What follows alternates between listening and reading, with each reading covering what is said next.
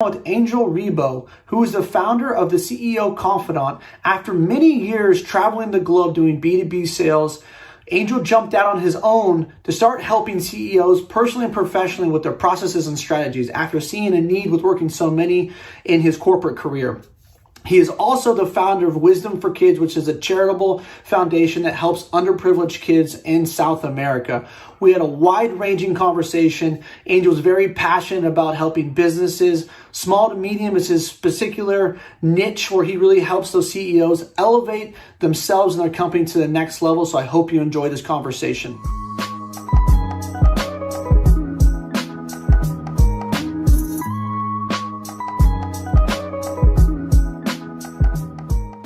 All right, I've got Angel Ribo on Grind.Sell.Elevate. Angel, how are you? I'm extremely well. Thank you for having me here, and thank you to everybody listening, Tyzer. Yeah, absolutely. Man, you've got a ton of experience in a lot of different areas. You've lived in a lot of places. You speak 5 languages, very impressive. Come from one of my favorite cities in the world. I've been to Barcelona, but I don't want to be the spoiler. I want you to give a little context and background about who you are and what you do, and kind of how you got to where you're at. Yeah, thank you. I would say that one of the questions I've asked myself throughout my entire life has been a very simple question, which actually it was the question I decided to make the motto for 2020. It has only 2 words, and it's why not? Why not? So throughout my entire life, I was the son of, a family of 4, like lower middle class in Spain, blah, blah, blah. But my mom and dad said, you have to learn foreign languages. You have to learn French and you have to learn English. So after high school, I was able to fluently speak English and French and go to any country speaking those languages and being able to defend myself, right? So that started definitely, that defined myself. So fast forward, I ended up here in Plano, Texas, north of Dallas. And what I do for a living, so people know me because of 2 reasons, mainly for 2 reasons, besides being online all the time, is number 1, because I help both corporate CEOs and established entrepreneurs to bridge the gap globally for expansion and exposure. That means that I help them to accelerate the growth of their businesses through different strategies and tactics related to business acceleration, or acceleration of their growth of their companies. And I'm also known because at the same time I started my own business 4 years ago when I left corporate America. I started a foundation. It's called Wisdom for Kids. And what we do is we help underprivileged kids in Latin America, to become entrepreneurs using the local resources.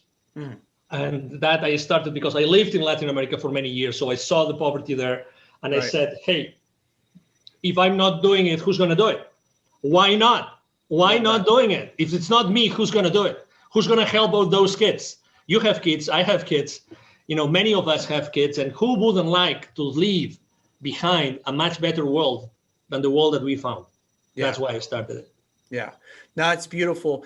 I think that there's a lot to be said for what you're doing. A lot of people are always like, yeah, there's this issue. Hopefully someone takes care of it, instead of realizing like, well, shit, that person could be me.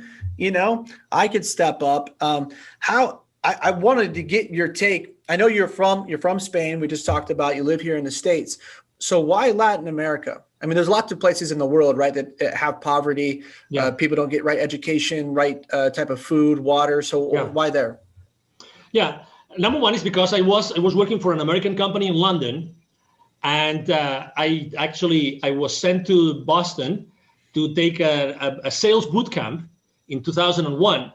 And I was reading a book, literally. A friend of mine in London gave me a book, and I was reading that book. It's called The Celestine Prophecy. If you have not read it, it's a powerful book, The Celestine Prophecy by James Redfield. And I finished reading the book after a few days of vacation I took after my sales boot camp. And at that time, I was in Latin America in vacation after that sales boot camp. And I said, oh my God, there must be a reason why this amazing, beautiful book that I've enjoyed so much to read, I'm reading it in Latin America. So I think I have to come here. So I went back to London. I asked my managers, can you please send me to one of your offices in Latin America? Could you send me to one of your offices? Obviously, being a Spaniard, there's this cultural affinity between Latin America and Spain. So I ended up working in Mexico. Only after three months later, I was already in Mexico City, running the company office there in Mexico City. And doing business with Central America and Mexico. And that was the starting point in which I started to be seeing, encountering, living with poverty around me every single time I was going to visit a client. Every single time I had to serve one of my clients to close a specific deal for the company I was working with, every single time I was going to a manufacturing plant that was in the outskirts of a city or in a rural area. And guess what? Every single time I was parking my car there were people, there were kids saying, hey, could we wash your windshield? Could we keep your car safe? Would you buy some gum from us? Would you buy a bottle of water, whatever that was? So in a matter of minutes, I was like outside those places, meeting with all those people living in poverty, those children living in poverty. And in a few minutes, I was inside a manufacturing plant, talking to the CEO, who was probably one of the most influential person in the area. So I would see this contrast every single time. So I became so sensitive about, how in a matter of minutes or seconds, you can be with extremely wealthy and powerful and influential people, and you can be with completely underprivileged, no drinking water, no basic needs fulfilled kind of children. And that's why when I left corporate America, I said, I have to do something about it. Because if it's not me, who's going to do it? Right. No, it's a wonderful motto. And so what has the foundation been doing to help? Or is there anything that if somebody listened to this and say, hey, yes, I see a need, how can I help or how can I be a part of this? Absolutely. Yeah. You can go to wisdomforkids.today. That's the website, wisdomforkids.today. Basically what we do, and I love to do that, we teach entrepreneurship to kids in a very unconventional way, okay? Because I think that we have to use new ways to inspire children, sure, and to inspire people every time we can. So we actually developed a workshop in which instead of using a whiteboard to teach kids, this is what you have to do, and this is step 1 and 2 and 3. It's a workshop. It took to us almost 2 years to develop it because we have 3 different age groups to make sure that we engage with the kids and the kids engage with us. So we connect with them at an energy level. Like we start the workshop literally dancing. We put a very powerful music and we start dancing. And the kids don't know me, don't know the volunteers, don't know anything about us. But guess what? They are kids. So what do? They start jumping up and down much more than us. They love it. Yeah. And then you see their smiles in their faces. That's who kids are. They might be, living in a I don't know, in a hut, or they actually have to deal with dirt. They don't have drinking water. But when they get to the place where we gather them and we start having this, jumping up and down in a song, they become who they are. They have no masks in the sense that they don't have to pretend to be someone that they are not, because sure, children are genuine. Yeah. We still have not been able to, we still haven't been able to how to say this without using the word screw up their lives, right? As society, right? So they're still genuine. They really want to have, a joyful life. So we connect at that level in the very beginning of a workshop. And from there, we dance, we play games, we sing together. And we even meditate. We use neuro-linguistic programming very, very, very specifically because we really want to make a difference. This is the starting point of our journey with the kids, which is making sure that they understand that they are worth much more than what they think, that we help them increase their self-esteem, and that whatever they do in their lives, it's going to be all right. They need this reinforcement that regardless of where they are, regardless of what their status is, regardless if they are being tutored by someone, they are in a foster home, or they don't have a parent, maybe, whatever their situation is, whatever the circumstances, they still have a clean slate in life. They can achieve anything. They can do anything. And that's what we focus on the first stages of our journey for the kids, making sure that they know and they realize that they can do so much more and they can become whoever they want to. Yeah, it's wonderful. I think probably, I mean, it's wonderful that you're doing that for children that are underprivileged, but man, that sounds like most kids need to hear that message. I know it's something I've talked about on the podcast before that I'm really conscientious, and so is my wife, with wanting to make sure that we empower our children to let them know that there aren't limitations. I actually had a guest on a couple of weeks ago that he specializes in helping salespeople using NLP. So I'm a little bit familiar now. But it seems like it's a super powerful tool. And if you can start to reconstruct or rewire their brains at an early age to see that there's no limitation, because so many, as you know, and I'm sure that's some of the things you probably help CEOs with, even people that are at the highest levels of business, they still have self-limiting beliefs. Oh, absolutely. Right. Yeah. Yeah. We all have limiting beliefs. It's just the nature of the beast, right? That's who we are.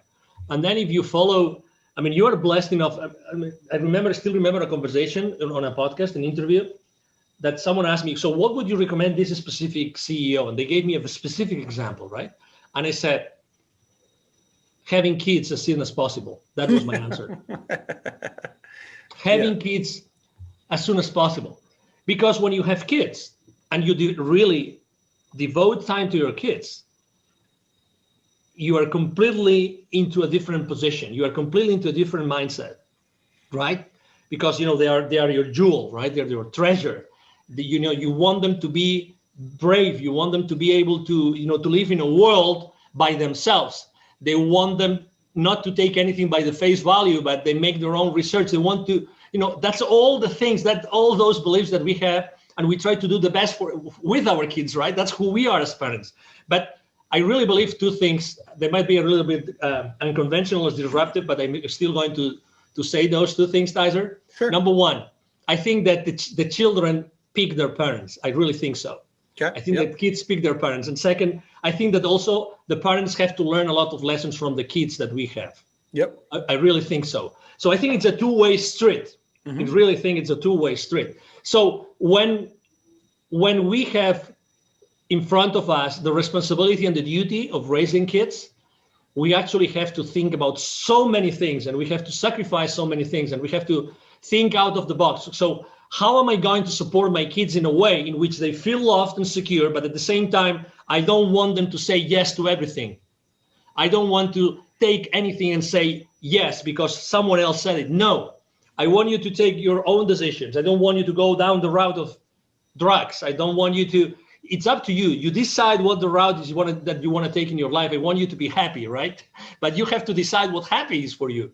So Right. all those things, oh my God, we are mentoring our kids and we don't have a manual.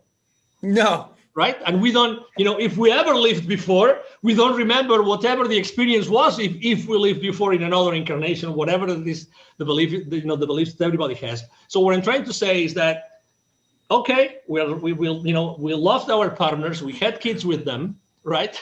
But now we have the real thing here, which is kids that have to be raised the best possible way, right? The best possible way. So I believe that this is just an example of very obvious, and that's why it's so important to really live close by. And that's one of the reasons I left corporate America, to make sure that I was with my kids and I was able to spend a lot of time with my kids and learn from them, really literally learn from them, and not tell them that you have to do this and this and this, but, learn from them and being able to just live the life with them, just be on every single circumstance that life brings to us to learn together. That's what we have to do. And right now, as you know, this year has been extremely challenging for the families as a whole, right? For the kids and going back to school and all these things, have been complicated, but still, we are there to be their example. We are there to lead them. That's why it's so important. Yes, so to your question, absolutely, we all have limiting beliefs, no matter where we are. And you don't know the circumstances behind the CEO being a CEO of a large corporation. You don't know how he reached that place or she reached that place, right? We don't know how they did it. Obviously, they all have limiting beliefs. And most of them actually, obviously, they look for help, and they will look for an outside pair of eyes that can help them in their journey, whatever their journey is. Right. And so that's where you come in as the CEO Confidant, right? to try to help them to grow their business, grow their skill set, grow their minds. So basically, you're a CEO coach. Now, do you see a common? I like this analogy of looking at or the constructs. I just read the book Outliers by Malcolm Gladwell. I'm not sure if you've read that, but fantastic book. And do you see a common thread or theme among CEOs of companies? Is it there's something that the way that they were raised, or that they have, because I think people would be like, man, how do these people get to the top of an organization, right? Like what do they have that I don't, that gets them to the top to run their own, to either one, start their own company, or two, if you work for a big company, to get to the top of the company, someone like a Jack Welch, right? Like, how do you get to run a huge company like that? It's the questions that they ask themselves. It's the questions. I mean, no doubt about it. It's the questions. It's like, how do you, instead of asking what if, it's how do I, or how can we? Okay, so the first thing would be, how do I? How can I do this? How can I do this? Instead of can I do this, is how can I do it? So it's like the why not attitude. It's like, I really, if I really want to provide this product or this service, with this product or this service to a particular audience, how can I do that in a unique way that it just had the idea of serving with? So how do I do it? How can I do it? And be relentless, taking something that I use very, very, very often with my coaching and consulting business, which is take imperfect action now. Take imperfect action now. In the entrepreneurial world, the startup world, there's something called a minimum viable product. So when you launch a business, you try to come up with a specific offer that you're going to be trying to proof test in the market.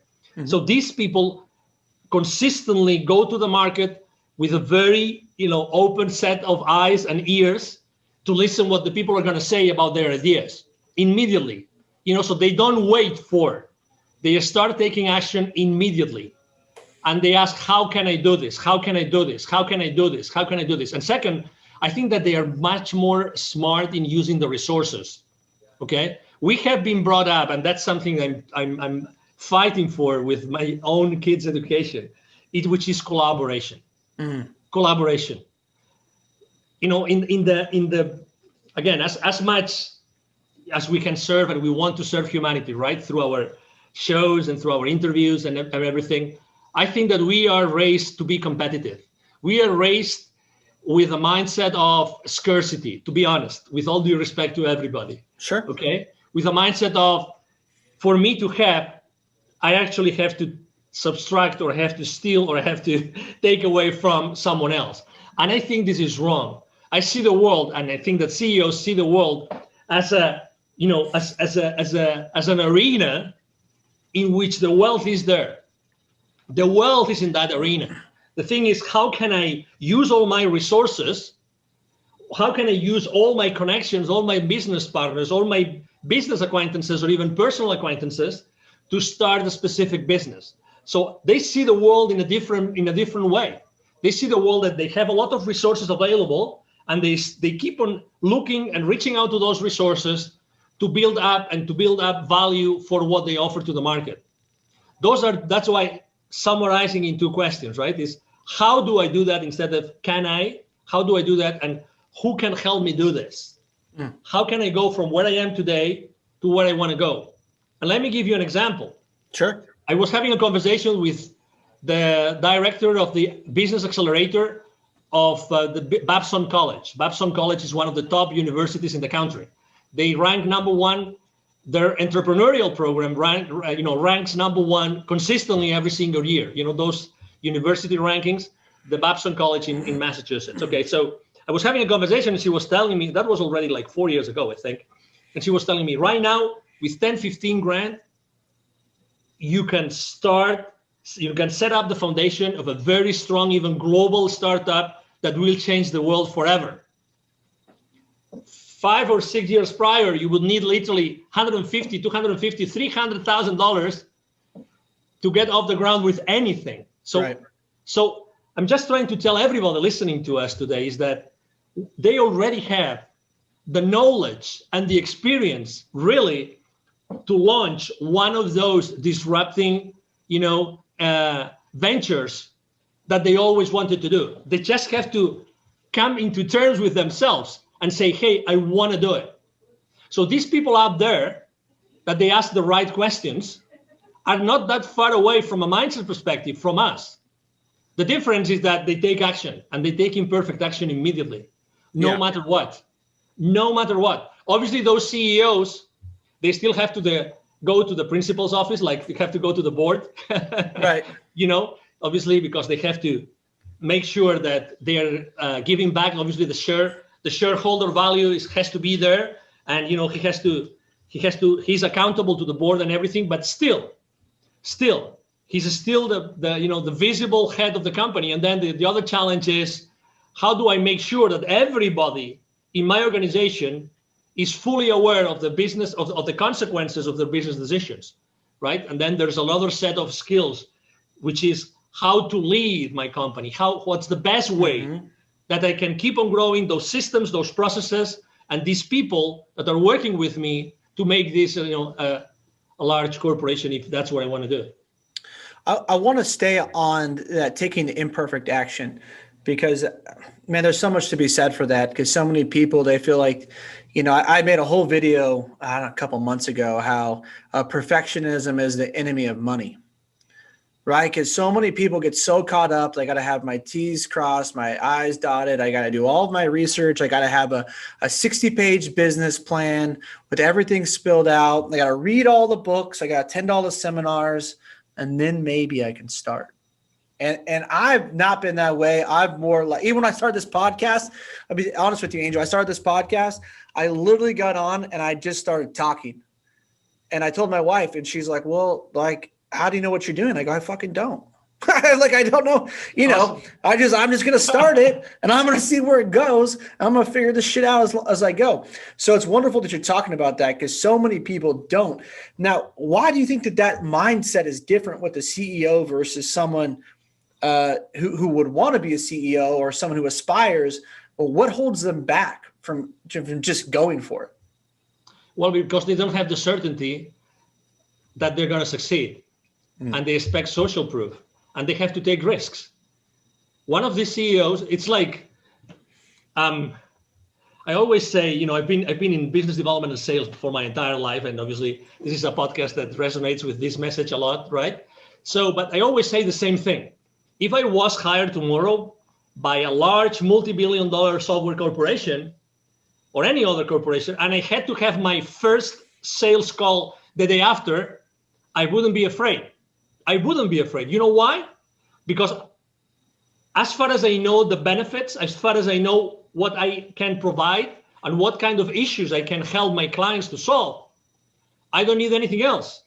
I really don't need anything else. Am I going to make mistakes? Oh my God, of course. But probably I will be with someone else in that call, right? So what I'm trying to say is that we already have everything that we need inside of us.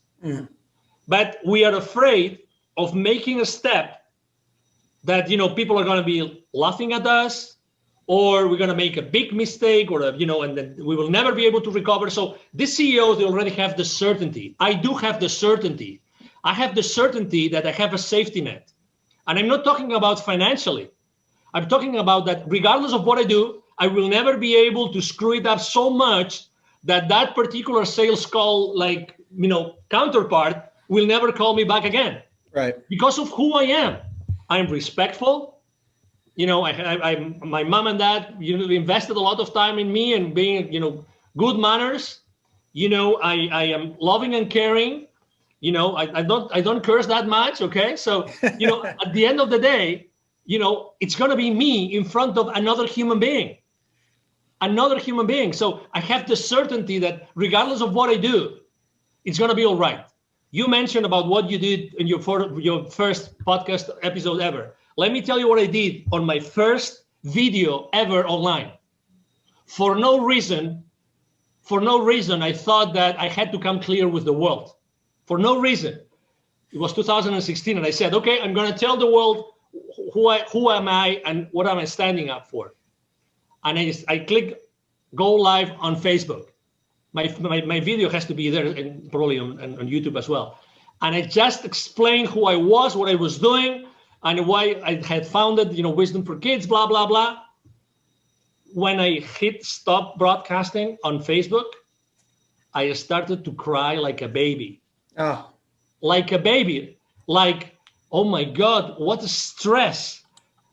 You know, thousands of people, well, I mean, it was pretty pretentious, right? Thousands of people are going to watch this video. It's out there. Anybody can see, and they will see this crazy guy out of the blue saying all those things that made no sense because it was my first video ever. You name it. But you know, it was my first video ever, and I will never forget it. And I just like came into terms with my own life, you know, my new life of entrepreneur, you know. So it was kind of, you know, a trauma in some sense, right? But also it was like a relief. Sure. That's probably why I cried. I probably cried of relief of saying, oh, I've done it, right? So it's just, we have been taught security is number one. Don't take any risks. Play safe. Yep. Play safe. If you knew, that's a wonderful question that probably you have asked, or you have heard you have asked yourself, or you have heard other people asking themselves is, you know, if you knew that it's impossible for you to fail, what would you do today? Right.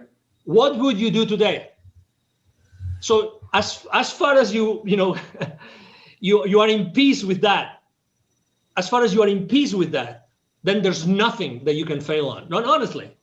No, I totally agree. I'm going to read this to you. I haven't done this before, but I called one of my friends called me last night, and he's about 10 years younger than me. Awesome. And we were chatting, and I sent him this, he's doing financially, he's doing very well. He's got 6 figures in cash saved. He's killing at his job. And he called me, he goes, hey, you know, my dad told me this, my friends are telling me this, and you know, I feel like I'm not doing well enough. And, you know, this is kind of where I'm at. And so I texted him this morning. I said, hey, I'm super proud of you. Incredible. You've saved X amount. You know, whatever decision you make with anything in life, it's never wrong. This is only an experience. Exactly. You know, that was my message to him. I think that a lot of people need to hear that like, you can't fuck it up. No, you can't. You know what I mean? No. So like the idea you have, execute. Exactly. Go. You know, just do it. See what happens. If it doesn't work out, at least you know. Absolutely. Right? At least you know. And I'm having chills. As you're saying it, I'm having chills. Because you know what happened? I did even worse. After shooting my first video ever on YouTube, on Facebook, you know what I did? I took the link and I emailed all my contact list. That's wonderful. Love it. Two things happened. Number one, obviously I had the statistics, who opened, who didn't open. I don't remember the statistics now, but I will never forget this answer. Never forget this answer. Someone sent me an email saying, that's the most stupid video I've ever seen. That's the most stupid video I've ever seen. That was probably the first lesson ever. I had you know, a budget. I was dealing with budgets on marketing, but that was probably a very interesting marketing lesson for me. Right? Because I said, oh, wonderful, I'm doing something good. If someone is telling me that that's the most stupid video you've ever received, right? Actually, I think I kept that email because, but again, so what? You know, obviously, if I was judgmental, I would have answered to him, have you ever shot a video yourself?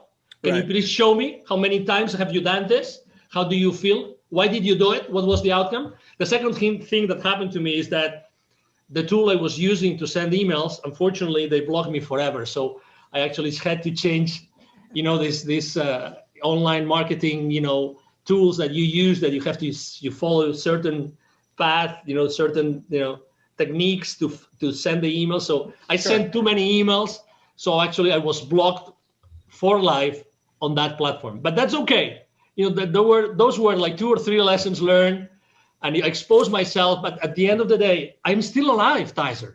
Right. I'm alive. You know, I'm alive. You know, it's like I'm a real person. You're right. Exactly. I have survived. You know, and that's 4 or 5 years ago. And you know, my kids have grown, and they're all healthy, and they're all insanity. You know, they're living insanity still, regardless of what's going on out in the world. So you know, we're here. And that experience obviously taught me, Had I not taken that risk, I would have never felt what I felt at that point in time. And I guarantee you, I will never forget those feelings of receiving that email or of saying, stop broadcast on Facebook, ever. Well, and I think the biggest lesson of you receiving that email is that life went on.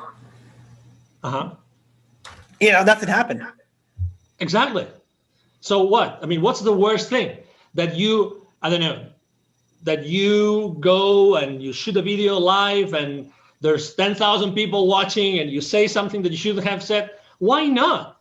Who's telling you that maybe there were 5 people that they have to hear that specific statement? Is that you? It's the same as you with your podcast. How do you know that that thing that someone said or you said on that podcast show that day did not change someone's life forever? Yeah. How did you know? That's what you do every single day, Tyzer. You change, you transform people's lives every single day by what you say and what your guests say. And that's the beauty of it. Let's do it. Let's do it. Yeah, I've enjoyed that. I love getting the feedback on social media. People, hey, I really took a lot away from this podcast, or this was really meaningful to me. And that always means the world to me. That's why I don't run ads or anything like that on the podcast, because it's about really just serving and giving back. And the whole intention of me starting this was like, hey, my first year out of college, like you, I came from a lower middle class family. I made $34,000 my first year out of college, and I was living in San Diego at the time, which is beautiful, but not cheap, right? And so I would take home I'll never forget this. My first paycheck was for 2 weeks was $750. That's just how much I made. My rent was $600. So I'd have about $70, $75 to get me through the next 2 weeks. And it was fucking hard. But, developing my skills, going all in on myself, taking risk, making some moves, things like that. And then once I got to a point where I had, started making really good money, I was and I, got the accolades and that type of stuff. I said, well, how can I start to give back to other salespeople? How can I make a difference in other people's lives? And I feel like you and I both have that kind of that common mission together. And I wanted to ask you a question because I picked up on something through reading about you and even in this conversation. How much of your spirituality plays into what you do and how you help people? Well, that's a great question. Number one, I think that you probably heard that when I was explaining it. Just to give you an example, when we were thinking about what's the best workshop we can give, what's the best content for a 2-hour workshop for kids that we might not see again ever in our lives, meditation had to play a role. Meditation had to play a role. So we actually, inside those 2 hours, we have a 20-minute meditation. And that's the most powerful part of the entire 2-hour workshop is the 20-minute meditation. It's a 20-minute meditation. So that's answering your question. So spirituality plays a key role because I think that the answers to everything that we want to do or we think we can do is inside of us.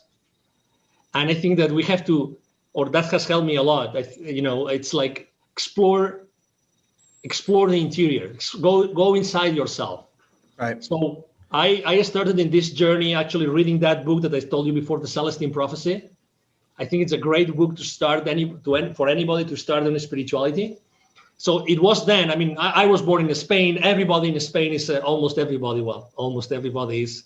Majority of Spaniards are Catholic. I was born Catholic, right? So, I did everything that a Catholic does up until college. Okay. Prayer hands, yeah. Okay. Up until, confirmation, you name it, everything. I belong even to a professional movement of Catholics, how to live in the professional world as a Catholic, everything.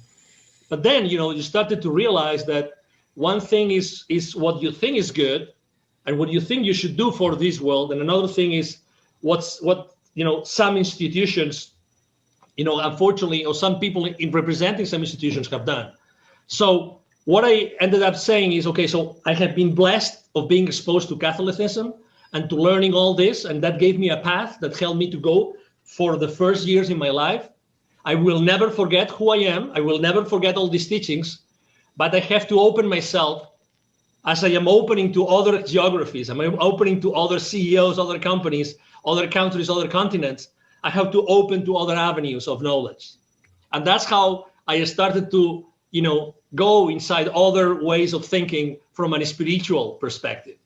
So spirituality plays a very important role in my life, very important role. I believe that, it's like sales, we haven't talked about this, but I see myself like sales have a very, literally sales have a very important ingredient, very important spiritual ingredient and an energy related ingredient. I always say that sales is just an exchange of energy. And the way I see generating wealth is the exact same thing. Generating wealth or generating business is the exact same thing. I think it's spiritually based because we are spiritual beings. You mentioned experience, right? I mean, you've probably heard this too before. I think we are spiritual beings having a physical experience, right? Totally agree.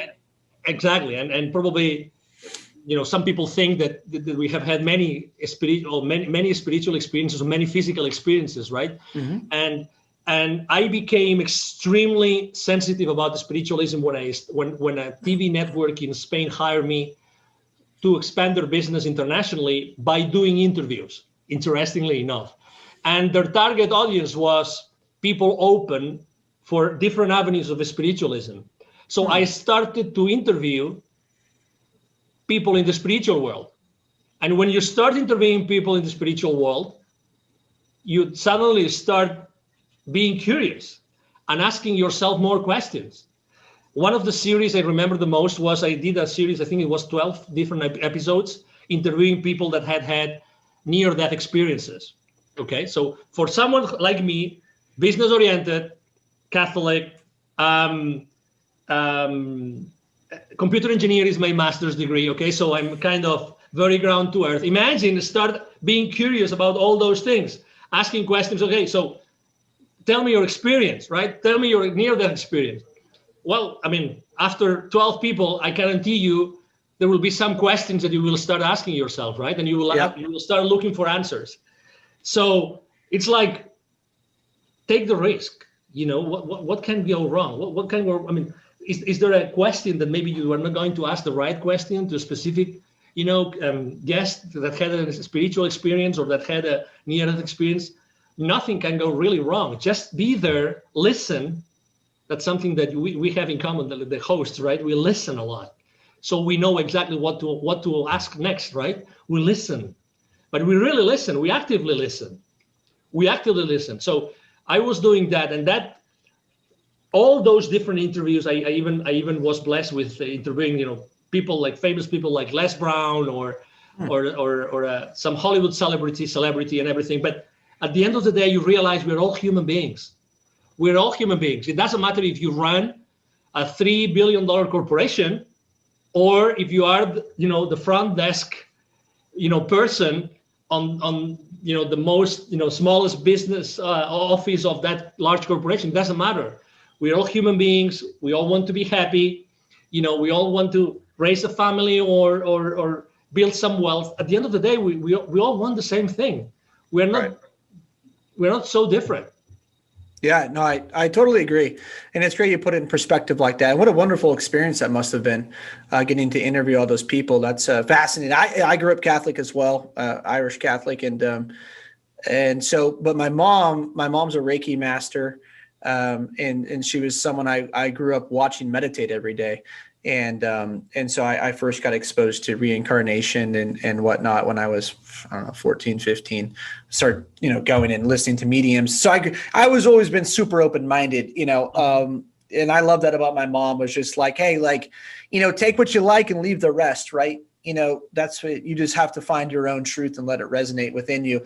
But the most important part, doesn't matter what you believe in, as long as you know why you believe in it.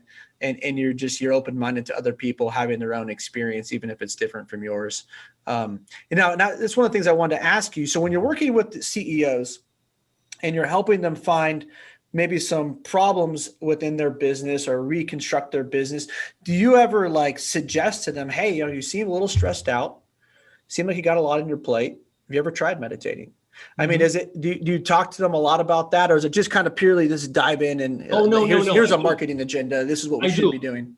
No. Actually, it's funny because eventually my clients ask me. I mean, I start typically with consulting or training, and then they ask me to be their confidants, or they ask me to be their coaches because of that, because of the questions. Because I really believe that coaching is much more powerful than consulting. Yeah. I can share my teachings. I can put my eyes. I can try to analyze on their behalf, or helping develop business in a particular new geography, expand their business internationally in some place. But at the end of the day, what really helps me, what really moves the needle for them, is that they embrace those teachings, they embrace those lessons, and they become part of their daily life. Okay, so are they open? Do I suggest that to them? Of course I do. I ask them what they do. Maybe some of them, they do paragliding, or some of them do, so sure. Obviously everybody has been raised, going back to education. That's why kids are continuously in my life. Like, regardless of what I am, kids are continuously present, because what was that person exposed to? Again, don't be judgmental. Just try to understand people. That's why I think spiritualism helps us understand people, without prejudices, right? Any sort of prejudices, help them, or helps me understand them. When they feel understood, then they open to other possibilities. Yeah. But you have to reach that point. So I think that CEOs more and more are open to do other things they haven't done before, but they have to see the value. Once they see the value and they see the results, typically their CEOs are very results oriented for obvious reasons, right? Very specific, very clear on what they want to measure, right? So that they can manage properly. Yes, they are open, and more they are open to do that. And well, we are more and more isolated than ever before. 12 months ago, we would meet with many more people, much more often. Right now, unfortunately, there's things that we cannot do so much, and things that unfortunately we have to abide by, and so social interaction becomes more and more needed. I would say social interaction becomes more needed among everybody in the corporate world. Yeah. And I really want to hone in on a point that you made, because I think a lot of people might have missed it. But talking about, CEOs are, results, target, goal oriented, right? But you can't ever get to your results, your target, or your goal, whatever you want to call it, unless you have the right habits instilled. And you talked about, what I got from that was the process. And it's making sure that once you have the right habits in place, it'll facilitate the right results. And a lot of people don't take account of their habits, and then they don't get the right results. And so sometimes they may need that 20-minute break of meditation. And I think that's even with children, it's getting them to at a young age start to be conditioned with the right habits, with the right mindset. And then it opens them up to all kinds of possibilities. And so I just kind of wanted to go back to that. And is that something that you work on a lot with them, is how to structure a day, routine, habits to build strength upon? I think that's a great question. I would say that people that have reached that level, they already have developed very strong habits, very strong habits. The space that spirituality covers in their lives might be covered by something else. But still, to your point, yes. Obviously, building additional habits takes time.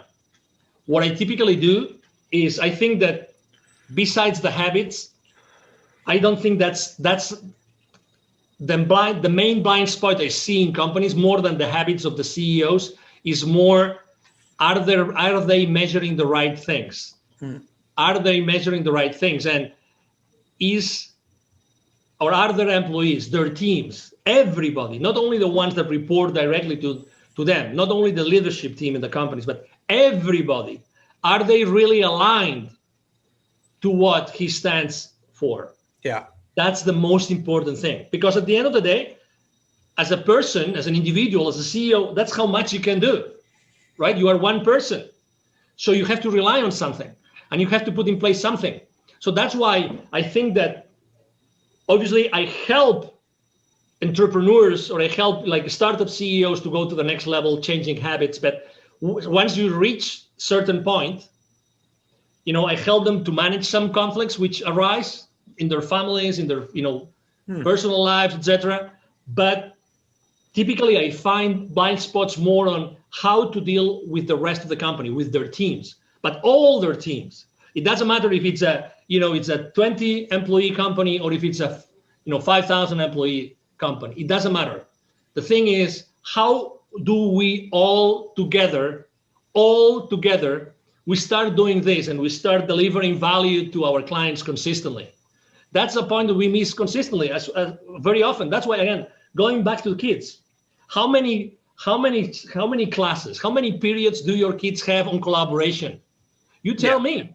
How many? Yeah, 0. In collaboration. Collaboration, just in collaboration. Maybe a little bit in PE. That's about it, Exactly. Yeah. Exactly. And you are a coach, right? So you understand the power of synergy, you understand the power of passion, of enthusiasm, of having a manager. How important is a manager to your team? Yeah, no, it's really important. I mean, it's like he might not be, right, or she might not be maybe, making or throwing the balls, right? But he or she, they are very, very important for the rest of the team. So there's we cannot just rely on a very small group of people, not just on the leadership team. The thing is, how do we make that every single person in the organization fully aware of the consequences, of the impact of their business decisions? And that's typically what I work the most. Helping the business leaders understand and impact that side of their business. Let's make sure that your entire organization is mostly aligned to what needs to be done. Right. To eventually provide the shareholder value that your shareholders want, because they invested in you, right? So you are obviously reporting to this board because you are also reporting this value that you have to bring back to the shareholders. Yeah, the thing that kind of struck me that I don't see often enough in a way that's done correctly is, Jocko Willink. I'm not sure if you're familiar with Jocko. No. He has a leadership and consulting firm. He got a great podcast. He was a former Navy SEAL. And he talks about, so a lot of his experience when it comes to leadership consulting is based around this idea of the military works so well because you have all kinds of different ranks, right? But they always have a common mission. And everybody on the team understands what the mission is and how they contribute to it. And so often, like corporations and companies, it doesn't matter the size, just don't fucking get that. They may have some fluffy mission statement out there that 80% of their fucking employees don't even know. But I think that if they really honed in and had a viable mission statement that people knew and people could buy into, and that they could all get on the same page, understand how they're contributing to the mission. It sounds to me that's kind of like what you do. You make the mission evident to people, right, across the entire organization. Let me tell you something. Not only they have these fancy missions in the main, meeting room or, the front desk, the hallway, whatever, they make their employees to learn it. Yeah, I know. Yeah. They make their employees to learn it. And sometimes, or unfortunately very often, it's so difficult to learn it. It's so difficult to learn it just because the wording, just because of the message. So I really believe that the number one goal of a mission is that it's engaging for the employees. Mm-hmm. Because they are the ones who are going to be delivering the value to the suppliers, the vendors, the business partners and the clients, right? So if a mission is so complicated that people have to memorize it, it's a wrong mission. Oh my God. I remember, I will never forget that company. The mission was so complicated with so many terms, none of the terms was obvious, was evident, was so difficult to learn. And you still, just saying it, just putting it on the first slide of your corporate presentation to your clients, and then the clients would say, "Oh my God, so many these super duper words, fancy, trendy words, Okay, so how does that 30,000 feet mission help us to have a better business? Right. No client asked me that ever. No potential client asked me that ever. But to be honest, I don't know what I would have answered, to be honest. So that's maybe just a piece of advice. Whenever you drive the process of crafting a nice, a mission statement, please make sure that your employees have a lot to say and they really feel comfortable and it's easy to memorize. Because if it's easy to memorize, it means that they will be continuously focusing on that mission when dealing with anybody else outside the corporation, not only inside. Right, which is the most important part, right? Because we're all trying to get to the common goal, the common objective, whatever that may be, whatever the mission is. You want everybody driving towards that every single day with intention and empathy and love and thoughtfulness, right? I mean, that's what we're trying to do. Is we're trying to serve the other people. Hopefully, that's what we're trying to do. That's what we're trying to do. Angel, a couple more questions for you. Do you have any success habits or any habits you would recommend to entrepreneurs or salespeople? Things that have helped you become successful?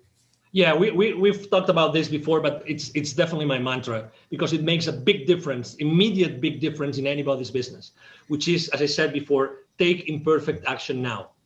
That's my mantra. Take imperfect action now. That's the first thing.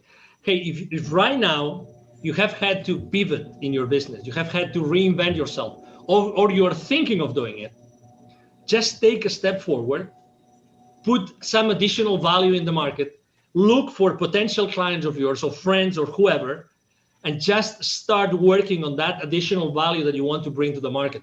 Take that imperfect action now. Don't be afraid of the consequences. Just do it now. Start interacting with your potential audience. As I said before, I see the world. It's funny that your mom was a Reiki master, right? So I see that the world in terms of energy. For me, everything is energy.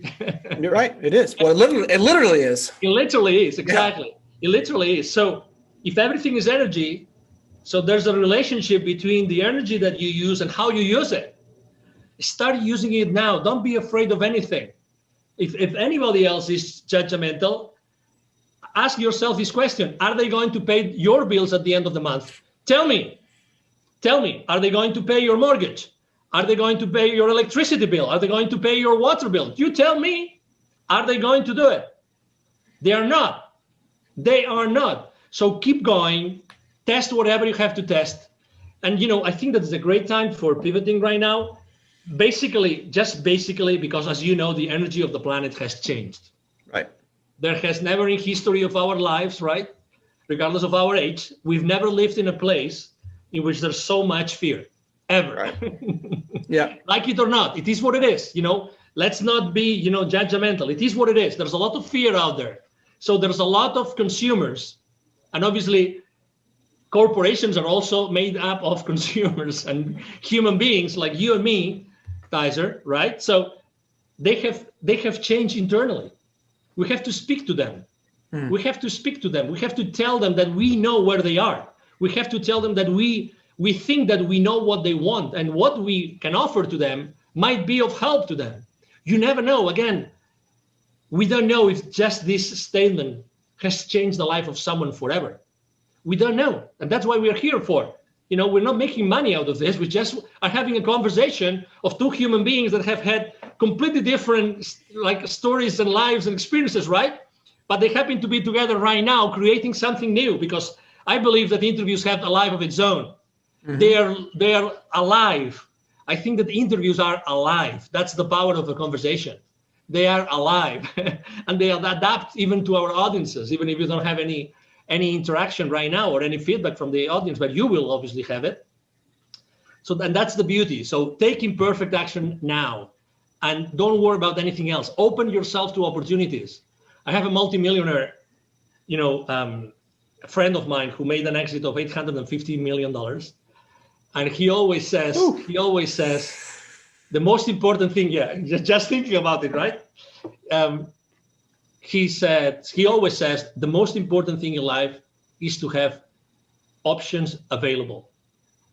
Options available. just think about this and ask yourself, do you have enough options available today? Yes or no? If the answer is no, do something about it now. Make a phone call, walk, ask, anything. Change the course of your day right now, and you might be changing your life forever. Love it. That's great advice. Last question for you, Angel. Do you have any a book or two that you recommend or that you gift often besides the one you already referenced? Yeah, besides the one that you already referenced, I would like to recommend. There's a book of someone that I really, I mean, it's like the ABC of business. Every single business owner in the world should read this book. It's so obvious, but it's so good. It's called The Baker's Dozen. And the author is Neville Joffe. He's originally from South Africa, but he lives in Canada. And his prior book was actually Climbing the Kilimanjaro. That's the kind of guy he is. Okay. He climbed the Kilimanjaro. So it's about, the Baker's Dozen is about basically the 12 recipes, the 12 business principles that everybody should be aware of to conduct a proper business. So it basically talks about how to become aware of the financial consequences of every single business decision that you take on your business. And that applies to any business. You can be self-employed or you can be a multi-billion-dollar corporation. That's the first book I would recommend. And the second book I would recommend is from actually a gentleman called Dr. Joe Dispenza. Probably you've heard of him, Dr. Joe Dispenza. Yep. Okay, good. So the book called Supernatural. Supernatural. It's an amazing book. I mean, you can get it also on audiobook. Supernatural by Dr. Joe Dispenza. I think that he brings a lot of light about, who we really are, what are limiting beliefs, and the importance of breaking the habit of being yourself.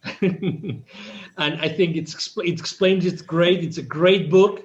It's a great read. It takes a while, but it's like so eye-opening.